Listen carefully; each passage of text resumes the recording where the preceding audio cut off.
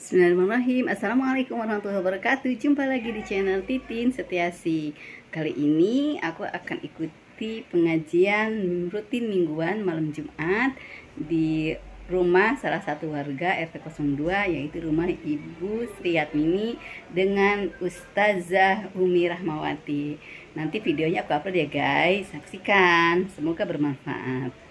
Allah Subhanahu wa Ta'ala. Amin ya robbal Acara alamin. selanjutnya yaitu tausiah ataupun pembelajaran dari guru kita kepada Umi Rahmawati. Kami persilakan.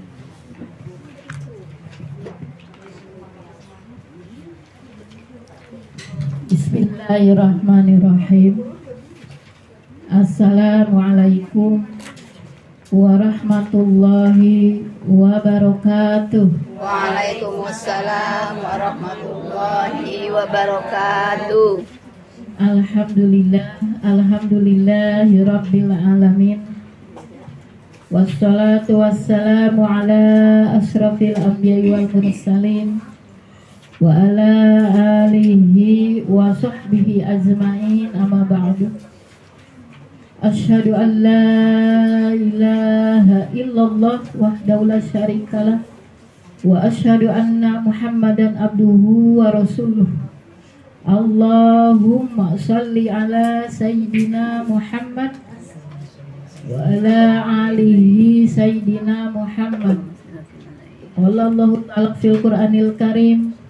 A'udzu billahi minasy syaithanir rajim. Bismillahirrahmanirrahim. Rijalun la tulhihim tijaratu wala bai'u an dzikrillahi wa iqamas salati wa ita'iz zakati yakhafuna yawma tataqallubu fihi al-qulub wal absar. Al-ayat. Alhamdulillah, segala puji bagi Allah Dat yang memberikan kepada kita nikmat iman, nikmat Islam. Dengan izin Allah, kita semua berkumpul dan bermuajahah di rumah kediaman Ibu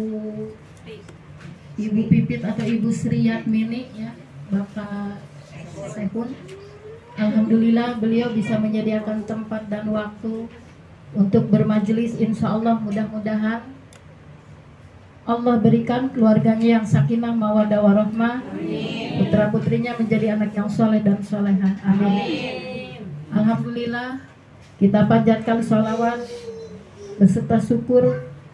Mudah-mudahan kita memberikan salam sejahtera kepada baginda Nabi Allah Muhammad Sallallahu Alaihi Wasallam beserta keluarganya, para sahabatnya, para itba'ut tabi'in dari masa beliau hingga kita yang selalu istiqomah sampai akhir zaman. Amin. Baiklah ibu-ibu yang saya hormati dan Allah muliakan, insya Allah dalam kesempatan ini kita akan membahas yaitu tentang refleksi dasar-dasar yang melandasi hak dan kewajiban dalam rumah tangga. Ketika kita sudah melaksanakan akad nikah, kita dan nanti anak-anak kita, bahkan mungkin cucu-cucu kita nanti ke depannya, karena kita sudah tidak muda lagi, kita akan menjadi tua, tidak akan dan kembali lagi seperti tidak. Dan kita harus menerima dengan kodrat bahwa kita akan seperti perjalanan dari Allah.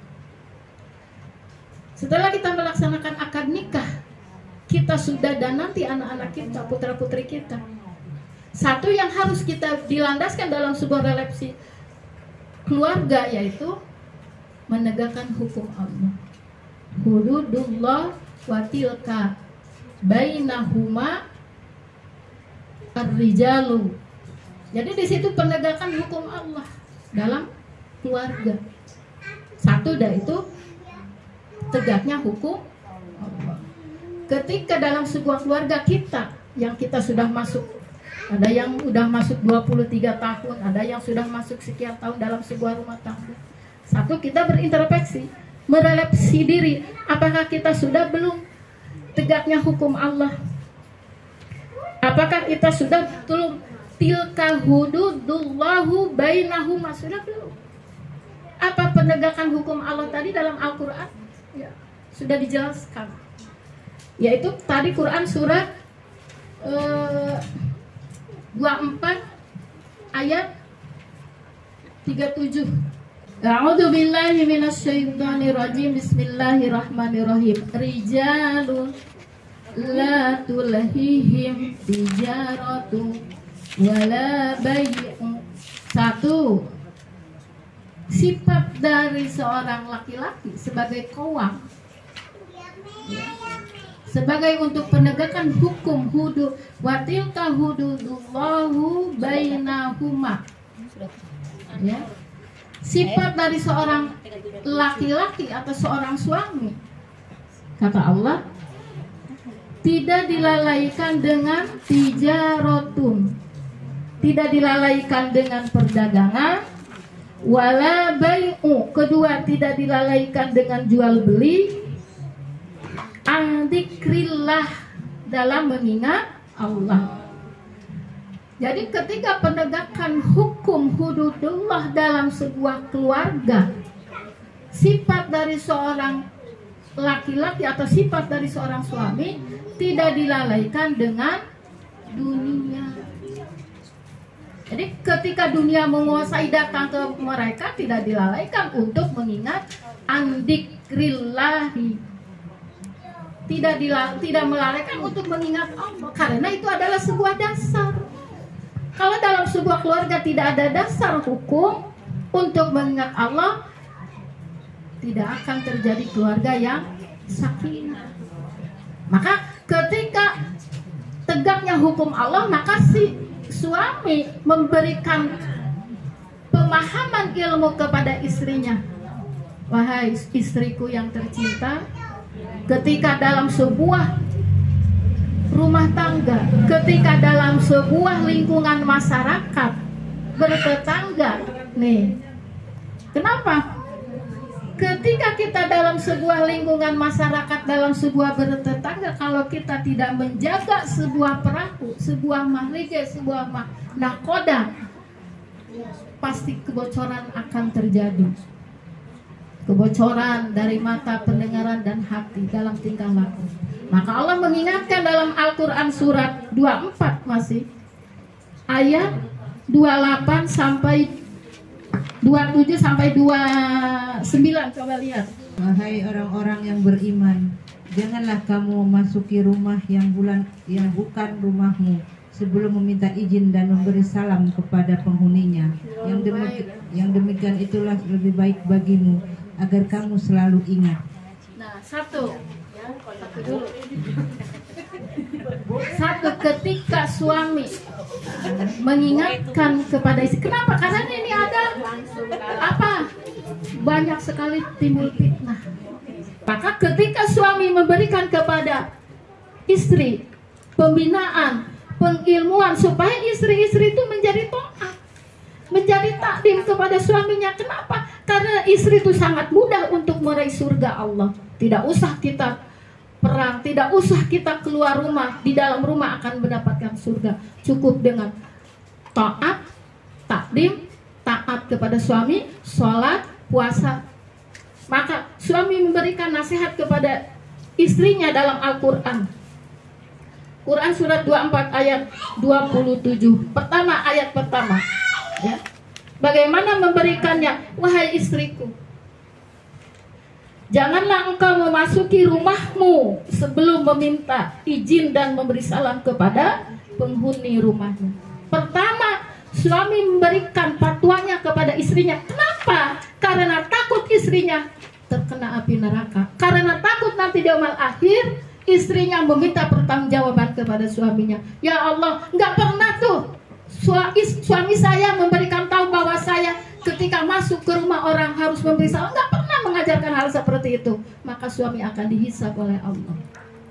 Kasihan nggak Bu sama suami? Kasihan, udah membela kita, menyayangi kita, memberikan nafkah lahir dan batin.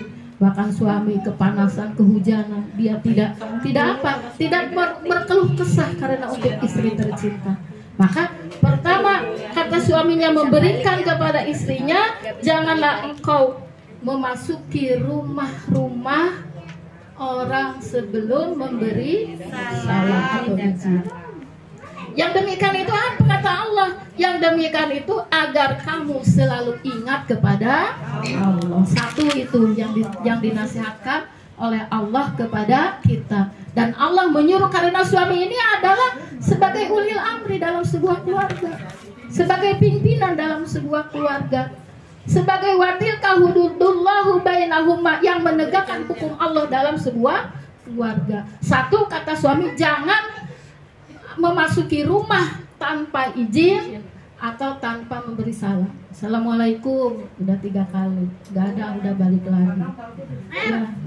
Kalau kita mah nggak, di sini mah tidak. Assalamualaikum. Kalau nggak ya pakai WA dulu. Sekarang maka dengan adanya gadget lebih mudah. Bu ada di rumah enggak? Saya mau ngirim apa gitu. Oh iya ada gitu. Mas cendol misalnya. Satu itu memberikan suami. Ya. Satu, kata suami, awas istriku jangan sampai memasuki rumah tanpa seizin atau tanpa memberikan salam. Kata ibu, bagaimana kalau misalkan yang mau didatang itu bukan orang muslim? Ya kita bagainya ya dengan permisi. Permisi ada di dalam enggak? Boleh. Jangan main masuk. Kalau kita main masuk nanti di hadapan Allah kita akan diberikan sanksi konsekuennya dari Allah. Satu. Kedua, kata Allah memberikan kabar kepada kita semua, dan suami memberikan nasihat, memberikan ilmu kepada kita. Apa nomor kedua ayat 28-nya? Coba baca Ibu. Dan 28, jika kamu tidak menemui seorang pun di dalamnya, maka janganlah kamu masuk sebelum kamu mendapat izin. Dan jika dikatakan kepadamu, kembalilah, maka hendaklah kamu kembali. Itu lebih suci bagimu, dan Allah Maha mengetahui apa yang kamu kerjakan. Dan yang ayat tadi kata Allah, kamu supaya selalu ingat kepada Allah. Yang ayat kedua kata Allah, kamu wahai istriku supaya kamu suci, bersih dari fitnah. Maka a'udzubillahi minasyaitonirrajim, bismillahirrahmanirrahim. Fa illam tajidu fiha ahada fala tadkhuluha hatta yu'dana lakum, begitu kata Allah. Dan jika kamu wahai istriku, gitu kan, ini dalam konteks suami memberikan pengilmuan kepada istrinya. Dan jika kamu wahai istriku tidak menemui seorang pun di dalamnya, di dalam rumah itu, gitu kan, maka janganlah kamu merangsak masuk, gitu kan. Ini orang ada enggak, gitu kan. Kecuali misalkan kecuali nih ada 2 orang. Ini misalkan rumah ini kita mau bertamu ke rumah ini, misalnya si A. Udah assalamualaikum tapi nggak ada. Kan ada berdua, ya udah ayo coba masuk. Khawatir orang kedengeran kipasnya nyala di dapur misal. Kebetulan yang mau ditamu tuh dia sakit. Kemarin kan sakit, misalkan jatuh apa-apa gitu kan. Itu tidak masalah. Karena ada teman lagi. Kecuali kalau kita sendiri tetap tidak boleh. Dikhawatirkan gitu kan, terjadi ada fitnah. Dan jika dikatakan kepadamu kembali, maka hendaklah kembali lagi. Kalau misalnya kita sendiri, ya udahlah besok balik lagi, karena orangnya nggak ada. Tapi kalau berdua ada saksi gitu, ayo coba lihat, kedengeran kok kipas nyala, lihat di kamar kosong kok, kemana ini, kemarin sakit kok gitu, jangan-jangan gitu, kemana, ke rumah sakit kemana. Nah itu boleh dalam bentuk kekhawatiran seperti itu. Kalau ada berdua untuk menjaga fitnah, ya kan? Ayo nih, siapa dulu yang masuk? Ibu dulu, yang si A, ya ntar saya di belakang si B. Ayo nih lihat dulu kamar, oh nggak ada, balik lagi. Nah, yang berkepentingan kan tadi ngajak, yang berkepentingan ya udah besok kita kesana lagi. Khawatir gitu kan? Satu kedua itu. Kenapa kata Allah di sini dikatakan wallahu bima ta'maluna alim. Ajaka lakum, yaitu untuk menjaga kesucian. Kalau tadi supaya kita selalu ingat kepada Allah. Ayat keduanya yaitu untuk kita menjaga kesucian. Kesucian di sini khawatir ada fitnah kalau kita tetap merangsek ke rumah yang tidak ada penghuninya atau tidak ada izin. Tahu-tahu kita masuk, kita pulang ada kehilangan, ada CCTV. Sekarang kan pakai CCTV ya kan? Tiap gang. Wah, ada CCTV. Oh, ibu ini nih yang masuk. Padahal kita ke rumah tidak membawa apa-apa, ternyata ada fitnah. Nah, itu tetap secara hukum yang disalahkan yang masuk terakhir. Jadi supaya kita bersih dari fitnah. Ayat ketiganya kata Allah, ayat 29-nya coba lihat. Tidak ada dosa atasmu memasuki rumah yang tidak dihuni, yang di dalamnya ada kepentingan kamu, akan mengetahui apa yang kamu nyatakan. Allah mengetahui apa yang kamu nyatakan dan apa yang kamu sembunyikan. Ayat ke-29-nya Allah memberikan tahu kepada kita semua, dan suami memberikan tahu kepada kita semua, wahai istriku. Nih, kecuali yang ketiganya, peringatan yang ketiganya. Ketika kita akan memasuki rumah tapi itu rumah kosong, tidak ada penghuninya, tidak apa-apa masuk. Masuknya hanya sekedar saja. Bukan masuk mau apa gitu, tidak. Menyapuin lah, kasihan gitu, boleh. Tidak ucapkan salam, tidak minta izin karena itu posisi dalam rumah kosong, tidak masalah. Mau bersih ini takut ada ular, nggak usah izin ke tetangga sebelah, nggak usah. Subhanallah, baik banget nih Bu Ica ngebersihin samping rumah. Iya, ntar mau musim hujan nih, gitu kan? Jangan samping rumahnya kotor bener. Ya itu ya. Jadi suami kita memberikan nasihat atau memberikan ilmu, yaitu inilah disebutkan hududullah, watil hududullah bainahuma, menegakkan hukum Allah dalam sebuah sosialisasi atau lingkungan masyarakat. Ketiga kata Allah di sini ya untuk kan kita mah sudah memakan asam garam lah ibarat. Ini untuk anak-anak kita, untuk putra-putri kita. Ketika putra-putri kita sudah masuk usia dewasa untuk menjalin pernikahan, bagaimana seorang ibu, bagaimana seorang ayah menasihati kepada putra-putri kita. Karena kita dalam watilka hududullah, dalam lingkungan tegaknya hukum Allah, begitu memberikan hak kepada anak-anak kita. Nina, hadis Rasulullah bersabda, ya, ketika kamu atau anak kita laki-laki, ketika kamu, wahai anakku, engkau akan menikahi seorang wanita, dalam hadis Rasulullah SAW, satu, pertama gitu kan dibolehkan. Satu, karena kecantikannya, boleh. Kedua, karena keturunannya, boleh. Ketiga, karena hartanya, boleh. Dan yang terakhir, kata kita sebagai ibu dan ayah, yang terakhir karena agamanya. Tetapi kalau engkau memilih satu di antara empat itu, engkau memilih karena agamanya, itulah kamu akan mendapatkan keberuntungan dari Allah. Subhanallah, karena anak-anak kita taat kepada Allah dan Rasulnya, mengikuti Allah dan Rasulnya, maka begitu memberikan kita takwa, memberikan ilmu kepada putra kita, ya seperti ini.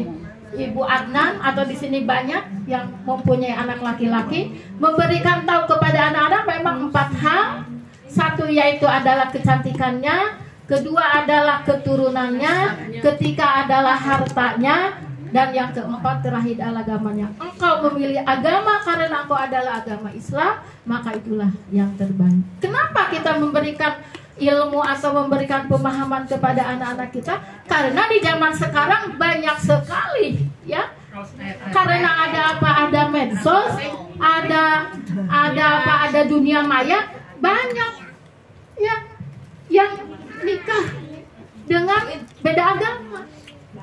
Bahkan sekarang itu anak-anak remaja, anak-anak yang sudah usia minta ke PN Jakarta, minta dilegalkan pernikahan beda agama.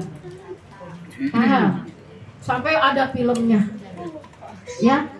Filmnya apa? Bahkan itu ratingnya sangat tinggi sekali. Yang membuat film walau alam itu bukan orang Yahudi atau Nasrani. Mana film itu yang kemarin